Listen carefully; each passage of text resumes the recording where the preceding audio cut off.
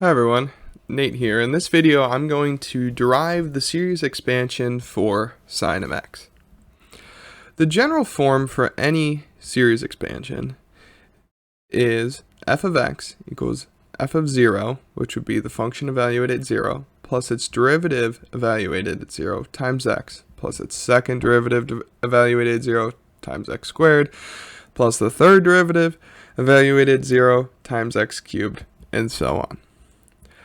I like to think about it this way, as the function f of x equals each of those coefficients. So a sub 0, that's your f of 0 term, a sub 1, it's your f prime of 0 term, and so on. And that's just easier way for me to formalize it, easy way for me to go about determining the coefficients. So let's plug in our function f of x. So our function sine of x. So to determine the first term of the first coefficient, first term, we're going to plug in 0 for x. And if we do that, sine of 0 is just 0. Now if we want to get to the next term, we do take the derivative of both sides, and we're left with this. Evaluating that at 0 again, which would be cosine at 0, a of 1 equals 1. So our coefficient, our second coefficient is just 1. Doing this for the third coefficient, or the a sub 2 term, taking the derivative again, evaluating it at 0, evaluating negative sine at 0 is just 0 again. So let's try and get the a sub 3 term. Taking the derivative of negative sine, we're left with negative cosine. We can start to see that each term seems to be multiplied by its factorial. So a sub 3, we'll write it as negative 1 divided by 3 factorial. Trying to solve the a sub 4 term, we evaluate sine, take the derivative again, evaluate sine of x at 0. It is just 0, and the a sub 4 term is 0.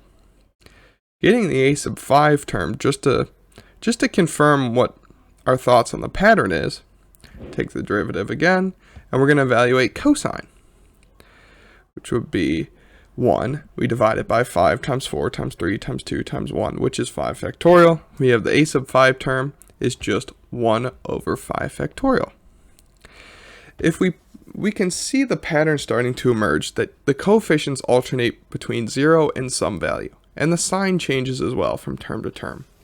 When we plug these coefficients back in, we have sine of x equals x minus x cubed over 3 factorial plus x to the 5th over 5 factorial minus, and so on, going on infinitely. So let's just plot these three terms and sine of x and see how close this approximation is to the actual graph of sine of x. I'm using Desmos here to graph the two functions, and we can see that the first three terms are pretty good at approximating it when x is between probably about 2 radians and negative 2 radians. As we get more terms, we're going to see this starting to get closer and closer to our function, closer and closer to a better and better approximation of sine of x. So what we can take away from this is if x is really small, we don't need a lot of terms to approximate it. We can see that when x is very small, it's just about x. We can see between those first point to the left and to the right of 0, it's fairly linear.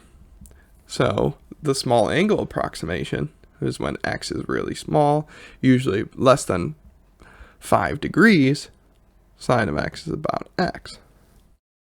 Thank you. See you in my next video.